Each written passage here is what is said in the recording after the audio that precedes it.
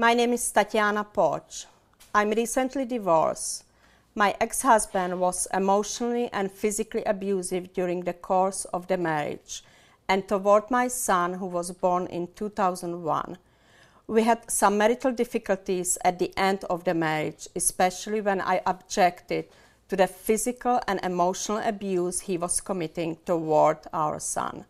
The abuse started when our son was just a year old. My ex-husband was cheating for years, which I didn't know, and wanted to get out of the marriage while pretending he wanted to work on our marriage. While I was on the mission to save our marriage, he was researching a way to get out of it and how not to have to leave the house or pay spousal or child support. He received much legal advice from his best friend, a lawyer, and other lawyers, and found a way to do just what he needed to do. Though he was the real abuser, he managed to manipulate the legal system and used domestic violence laws to benefit himself in family court. The way he accomplished his plan went like this.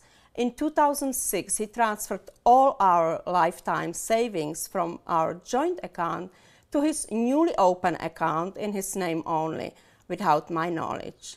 Then he proceeded to take advantage of our disagreements and fights. He documented a twisted version of these and even made phone calls to places such as the local crisis center, telling them that I was the aggressor, when in fact I was defending myself or reacting to his abuse. I did not know at that time that this was a part of his plan to accuse me of domestic violence and force me out of the house and out of my son's life. In 2008, I was struggling with many medical issues, most of them as a result of long-term abuse. I had surgery in February, and I was being monitored for various medical conditions, including the findings in my breast. I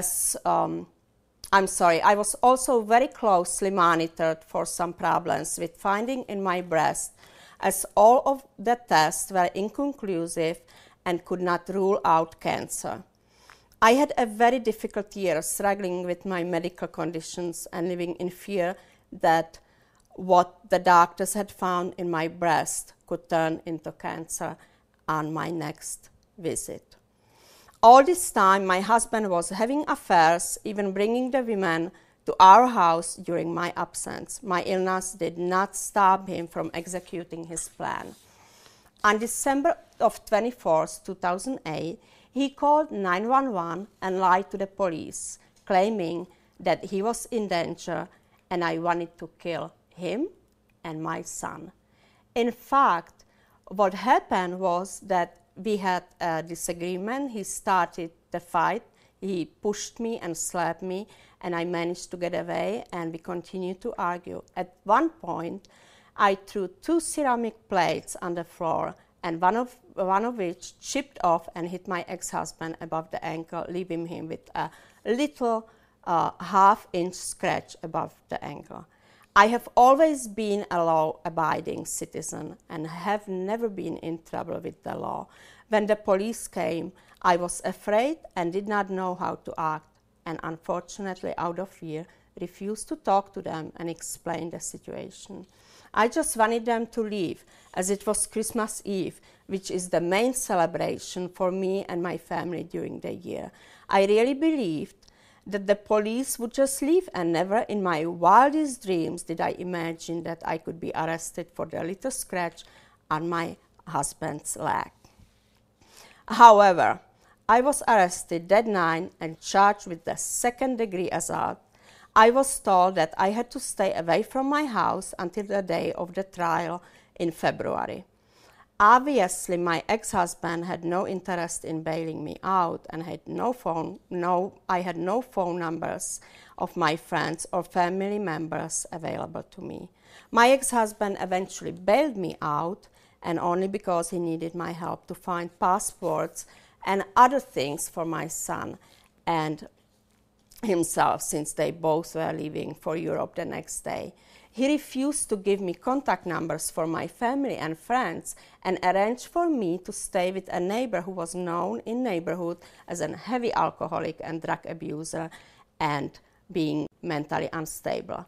I did end up staying with her, but in March we had a disagreement because I refused to take care of her daughters, which she asked me to do all the time, and because I complained about the intolerable living conditions in the basement that I was renting. The neighbor illegally evicted me and assaulted me in my car, called the police and told them that I assaulted her. And I was again charged with the second-degree assault, although all the charges were later dropped. In February 2009, I filed for divorce, and my criminal charges based on the incident my ex-husband accused me of in December were dropped in exchange for my agreeing to him getting a protective order against me. This turned out to be a horrible legal mistake based on a very poor legal advice from my lawyer. My ex-husband cut me off from all the family financial resources, so I could not get a lawyer of my choice to represent me, while my ex-husband was represented by the best lawyers. My ex-husband continued to ruin my reputation and slander my name. He was saying I was an alcoholic, drug abuser, and suffering from various serious mental conditions, and that I was an unfit mother and a violent criminal. He was denying me access to my son, dictating his own version of visitation schedule for our son, telling my son I was a criminal who belonged to jail and is chased by the police. He changed the locks in our family house and told my son that I was dangerous and that he needed to protect both of them from me. He also, in front of our son, locked the front door of the family house every time I came to pick up my son.